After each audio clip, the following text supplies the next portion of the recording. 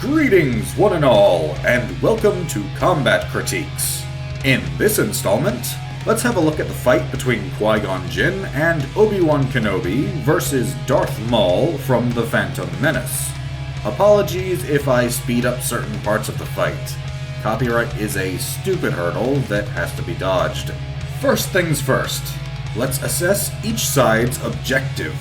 The Jedi are attempting to escort Padme's group to the throne room, where she and her troops can take the Trade Federation leaders hostage and force them to surrender. Maul, on the other hand, is meant to put a stop to this, either by killing them all, or at the very least, taking the Senator captive. Though I doubt Palpatine was particularly picky about how Maul would go about that, should he have succeeded. He could have come up with any story he wanted if Padme had been killed. Seeing as a Sith Lord is likely too much for normal troops to handle alone, the Jedi decide to engage him themselves.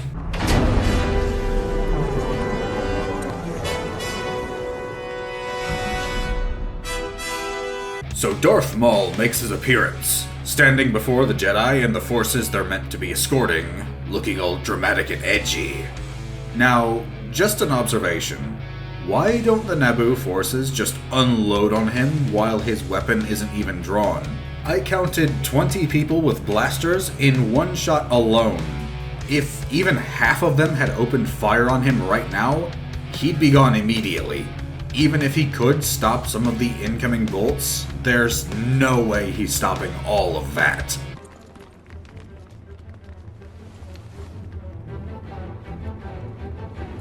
But Maul and the two Jedi then prepare to face off, removing their cloaks and preparing. I will say this, while it's technically a tactical error, it does help showcase the mindset of both sides.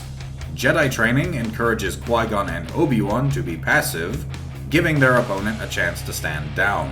I don't agree with that approach. You should be putting an enemy down as quickly as possible, but this is in character for the Jedi.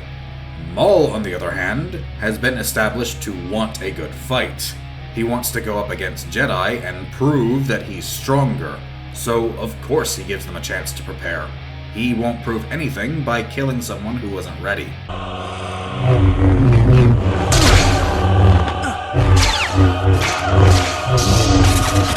Maul moves first, opening with a flourish. While it's a close-up and we can't exactly see what he's doing, this isn't a bad start. Firstly, considering that lightsabers glow, their light can cause your eyes to become transfixed on them, making it look like it's coming at you much more quickly than it is. Seriously, have you ever seen someone spin something that has a light on it, or even something that's just brightly colored? That attracts your eyes and can make it difficult to focus on their other movements. Secondly, while flourishes have little practical application in a fight, they can intimidate an opponent. If you were to do a complicated flourish, or even a simple one that looks complicated, you can get inside your opponent's head and intimidate them, making it look like you're incredibly skilled, which could throw them off. Obi-Wan then leaps over Maul, aiming an attack at him from above as he repositions to be behind him. Maul blocks this and Obi-Wan's subsequent strike, showing that he's clearly the more skilled. He doesn't even need to look, anticipating correctly where Obi-Wan's going to strike. Maul then ducks beneath Qui-Gon's strike, but Obi-Wan blocks an attack that just isn't there. I don't know if he just got psyched out by Maul, or if this was an error in the choreography, but he positions his weapon as though he's trying to stop an attack that never comes. I also don't like the position of Obi-Wan's hands. Having your wrists crossed is a weak stance. Just try lifting or pushing something with your arms like that. It's more difficult than if your hands were positioned normally. That can work in a pinch, but it's not something that I'd do if I had another option. Qui-Gon does have a nice recovery from his missed swing though, as he blocks Maul's strike at his legs. While there isn't a lot of power behind that attack, you really wouldn't need much with a lightsaber. It's superheated plasma in a magnetic field. All you need to do is touch someone. Maul then does an excellent job of blocking Obi-Wan's strike at his back while also pressuring Qui-Gon. He's at bad odds here, fighting a 2v1 and being surrounded, but his weapon is a good choice to help even the odds. A lot of people cite how someone would probably cut themselves in half with a double-bladed lightsaber like Maul has, but while that would be a possibility to a neophyte, it might not be as dangerous to the wielder as you'd think. For one, the handle is much longer than a normal lightsaber's, so that lets you have a wider grip on it, reducing that chance. You also know where the second blade is by knowing the position of the first. It's always going to be directly opposite it, so you don't have to try and think about that like some have claimed. You could honestly use this weapon in a similar way to using a quarterstaff. You don't smack yourself with those, so this isn't as unfeasible as some have claimed. This weapon allows Maul to put pressure on both attackers at once. Being surrounded and outnumbered is still bad, but at least this helps even the odds. Qui-Gon is put on the defensive here, and Obi-Wan wastes time doing a needless spin while he could have done any quicker attack. This allows Maul to keep up his assault on Qui-Gon. This does show more about the combatants though. Maul has correctly identified that Qui-Gon is the more composed and experienced of the two, and so he's giving him most of his attention. Obi-Wan at this point in his life is young and inexperienced, and so he's going to make mistakes that Qui-Gon won't, which is on display here. It's a nice bit of show don't tell.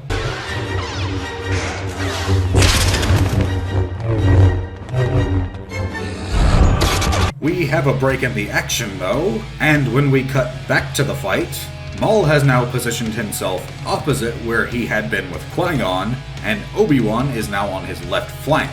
He's made the odds a bit better, as he isn't having to deal with an attack from the front and from behind at once. A sound move. Maul even manages to control the fight by directing Obi-Wan's attack towards Qui-Gon, causing each to hamper the other.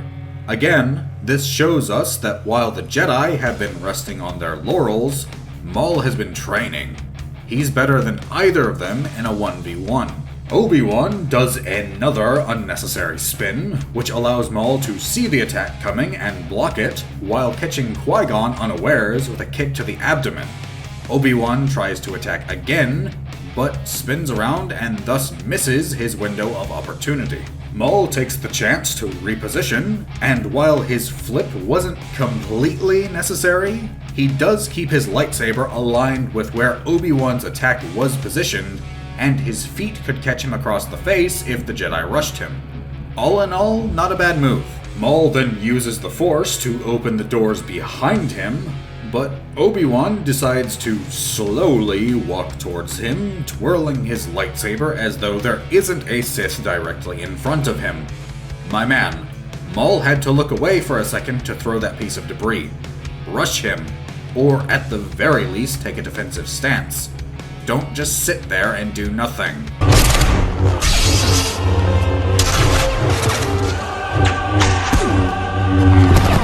This allows Maul to get prepared again, and he parries Obi-Wan's next attack, and could have easily cut him down while Obi-Wan does another pointless spin. Another one.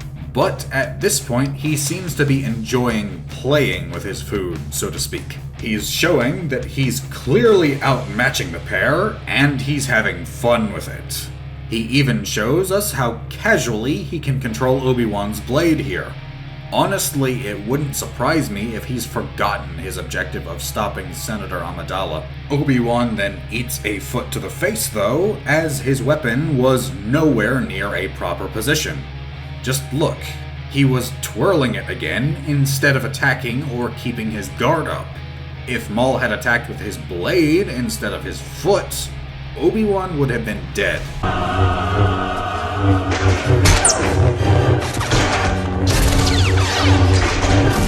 Qui-Gon has finally recovered though, and he rejoins the fight, and I have to say, stop spinning, Obi-Wan.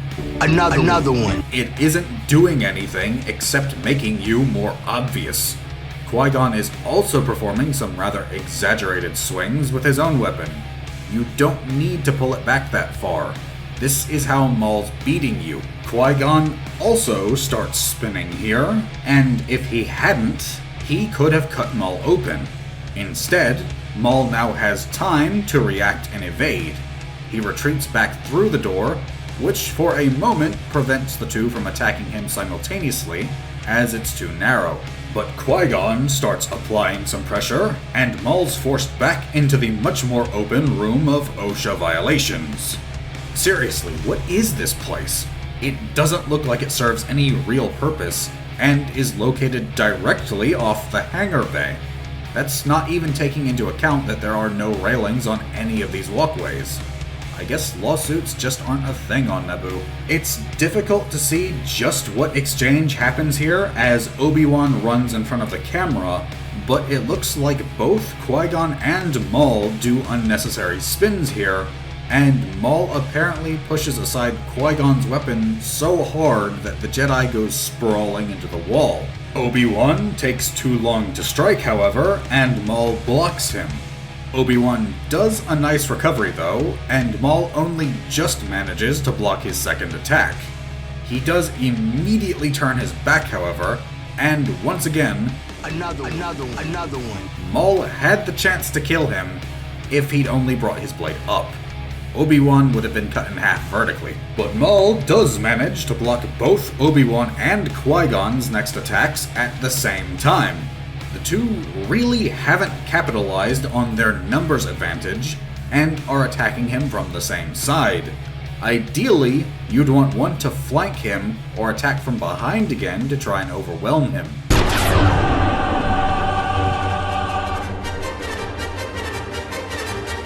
But Maul backs himself against the abyss though. Good news, they can't really flank you. Bad news, you can't move much at all. Not a favorable spot.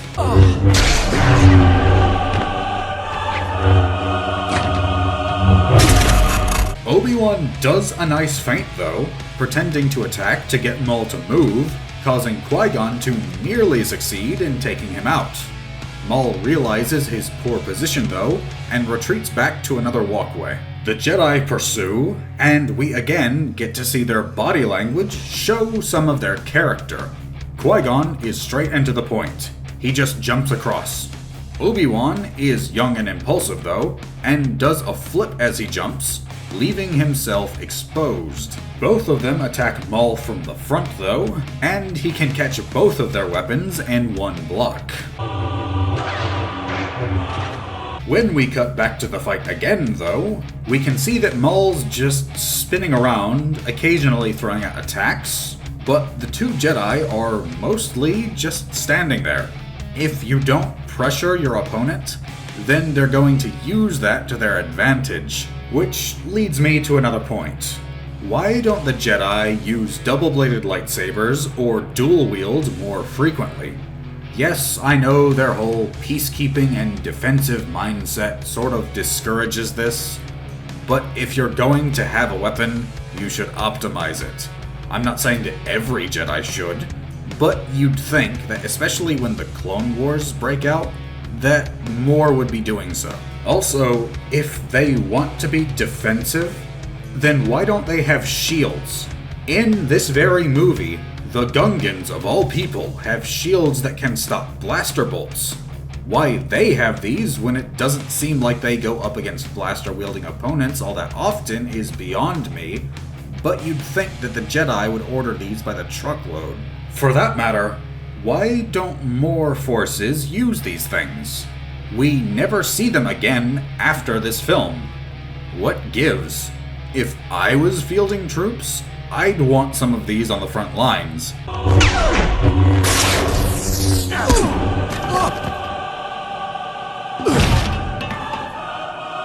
Obi-Wan still hasn't learned to keep his guard up though, and eats another foot to the face.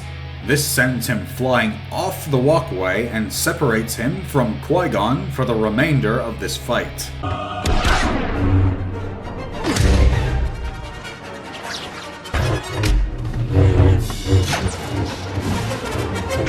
Qui-Gon backhands Maul hard enough to send him flying as well.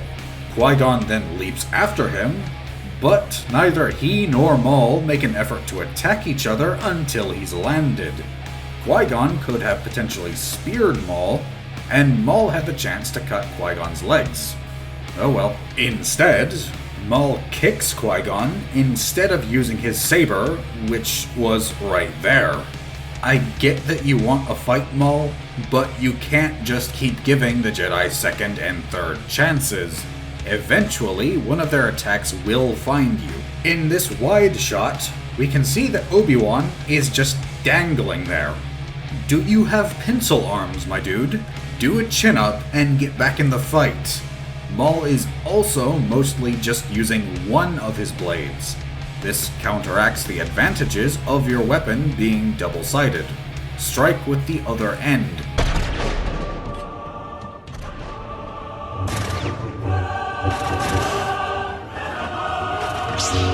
Eventually, Obi-Wan gets his head in the game and pulls himself up. As he looks on, Maul is now using both blades of his weapon, but Obi-Wan is still just observing. Do something.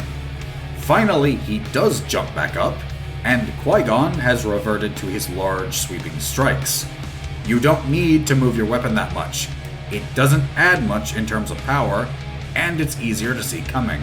This walkway is also much narrower than the others, which nullifies the Jedi's numbers advantage. Even if Obi-Wan could have caught up, he couldn't have easily attacked Maul at the same time as Qui-Gon.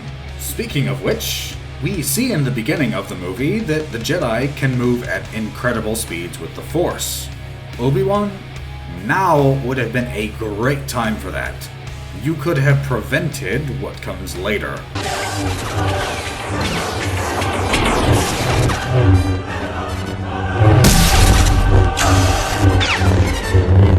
Maul seems to be getting shaken though, as he leaps backwards, exposing his back to Qui-Gon. If the latter had been swifter on the uptake, he could have severed his spine. I do like that as Qui-Gon advances though, he keeps his weapon between himself and his enemy. Good move there. Qui-Gon keeps the pressure up, but I don't like the low sweep at Maul's legs. Attacking the legs is a risky strategy, as you need to drop your weapon very far away from protecting yourself, and all your enemy needs to do is shift a bit to avoid it. It leaves you vulnerable, and Maul could have killed Qui-Gon right there.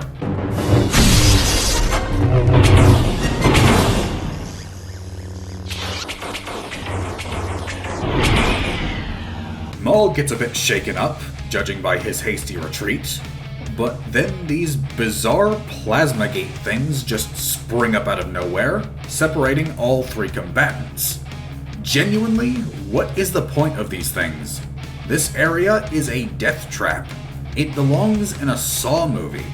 Padme needs to be dethroned for these horrid work conditions in her palace.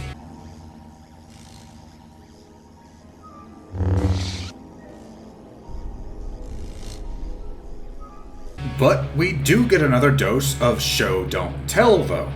Qui-Gon kneels and meditates, showing that he's calm and collected. Maul paces around like a caged and rabid animal, and he starts to get his composure back. Obi-Wan is anxious. We get to see their character on display.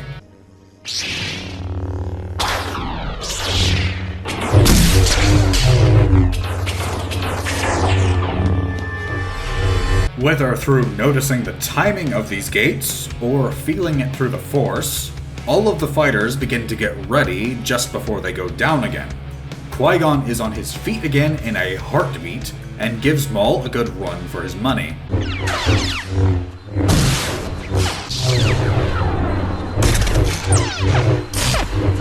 There's a bit of unnecessary twirling and baseball bat swings, but nothing catastrophic. Obi-Wan doesn't make it through all the gates in time though, as they seem to go off when the plot demands it. Honestly, these things are stupid. Maul has recovered though, and is now pushing back against Qui-Gon, utilizing both blades once again. The two separate for a moment, But sometimes that can happen in a fight, especially if you lose track of what your opponent's doing because you are in so close. Qui-Gon does a janky move where he brings his saber around his head, and if Maul had been paying attention, he could have cut him in half. Instead, he does an equally, if not wonkier move where he brings his weapon behind his head to block. If Qui-Gon had just pulled his blade back, he could have thrust or cut right through Maul. That's not even getting into how little leverage you have from Maul's position. There's a good chance that Qui-Gon could have knocked his own blade back into his spine.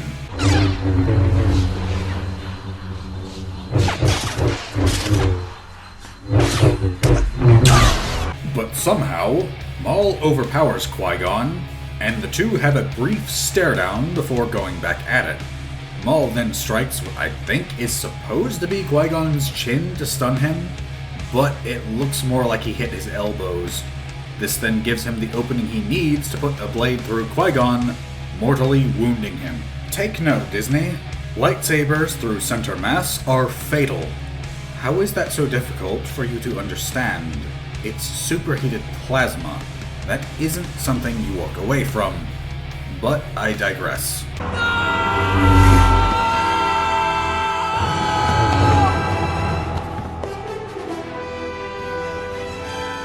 Note that Maul immediately turns to face Obi-Wan though. He's killed one enemy, yes, but the fight isn't over yet. I like that. It's a nice touch. He doesn't gloat or cackle. He just turns and is ready for when the gate comes down again and lets Obi-Wan out. And Obi-Wan is empowered by rage over Qui-Gon's death. I always disliked how Star Wars made anger out to be some terrible thing. Stifling your emotions poisons your mental stability. Granted, you don't want them controlling you, but you can't just stuff them down and expect to be fine.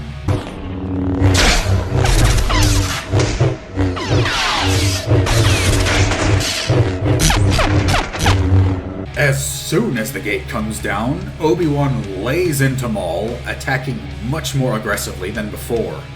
He also does the behind the back block, which it really would have been more effective to just pivot your body. You'd have to move your weapon much less, and might have been able to strike back between attacks. Maul even overswung here, which could have cost him his life.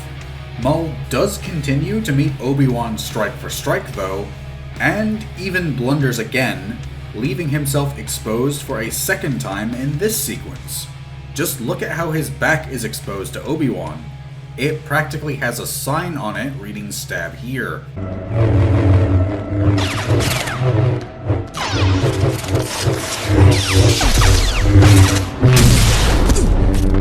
The two then decide to do a weird little pose off before Maul twirls his lightsaber before exposing his back again.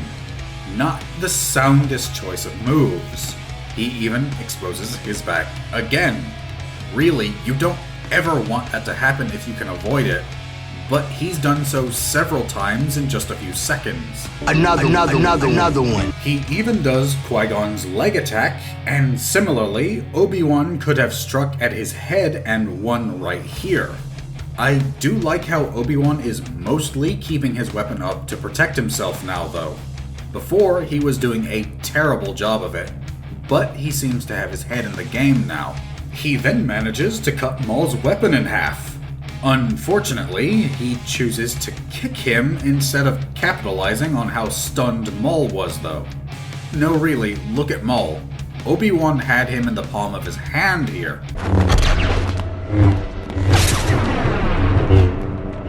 But Obi-Wan decides to do his flip again instead of stabbing Maul, letting the Sith get back up on his feet.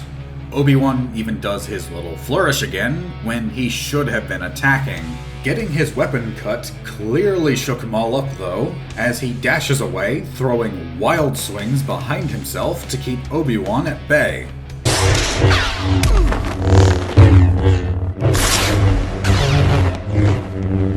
But Obi-Wan eats another kick, though at least this time he doesn't get sent flying. How do Maul's shoes taste, man? You seem to be enjoying them like a delicacy. Oof. They both spin horrendously here. What was that?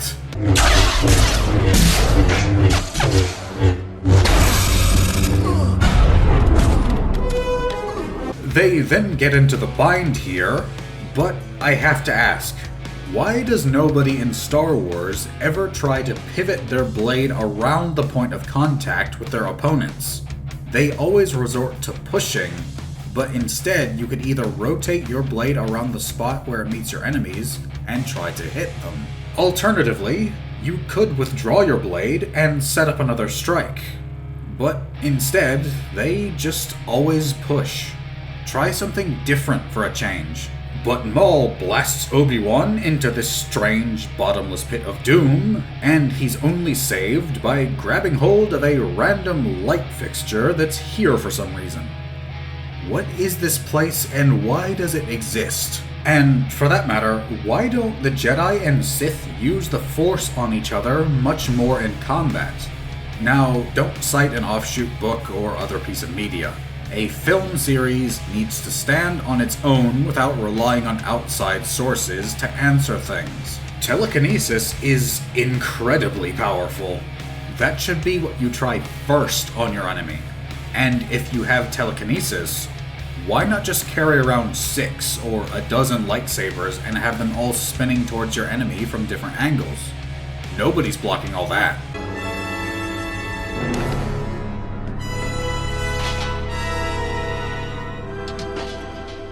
But Maul kicks Obi-Wan's weapon down the hole, where it's presumably lost for good.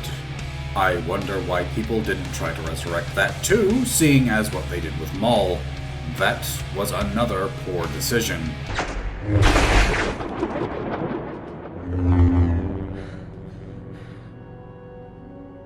Maul then starts playing with his prey, slashing at the rim of the pit to send sparks down onto Obi-Wan. Why he doesn't just force push him again is beyond me. But Obi-Wan looks over, and the camera cuts to Qui-Gon's lightsaber as though he can see it. I mean, he knows where it is, but I just find it odd that he looks in that direction like he can get a visual on it from inside the hole he's in.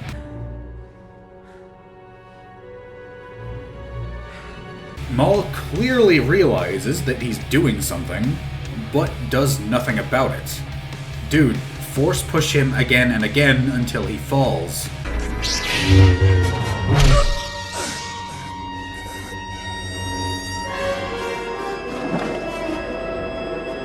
But Obi-Wan levitates out of the pit and summons Qui-Gon's lightsaber to him, cutting Maul in half.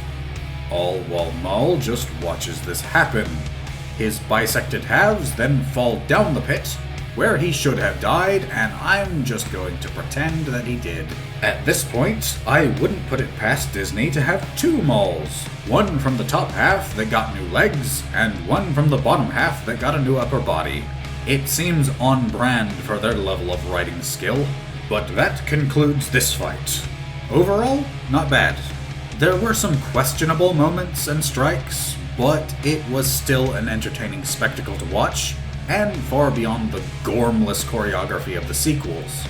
I'll take this any day. You know, I did wonder what happened to Qui-Gon's lightsaber. I like to imagine that because it had a green blade, that Obi-Wan kept it in his hut on Tatooine when he was in exile, and Luke used its crystal in creating his own lightsaber, but that's just my own speculation. But I would like to thank you for watching. What do you think about this fight? Is it up there with your favorites, or do you dislike it? Leave your thoughts in the comments below, and leave a like on this video if you're so inclined, and subscribe to see more. And may you all have a weapon in each hand.